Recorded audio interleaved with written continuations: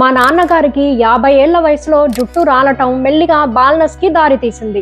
కానీ నాకు 30 ఏళ్ల వయసులోనే బాగా జుట్టు రాలిపోయి బట్టతలకి దగ్గరవుతోంది. ఈ విధంగా మీరు బాధపడుతున్నారా? అలా అయితే ఈ టిప్స్ మీకోసమే. ఫాలో చేసి వీడియో మొత్తం చూడండి. ఫస్ట్ వన్, బాల్నెస్ కి మేజర్ రీజన్ జెనెటిక్స్ అవ్వచ్చు. మీ ఫ్యామిలీ మెంబర్స్ లో ఆల్రెడీ ఒకరికి బాల్నెస్ ఉంటే మీకు కూడా అది వచ్చే ఛాన్సెస్ ఎక్కువగా ఉంటాయి.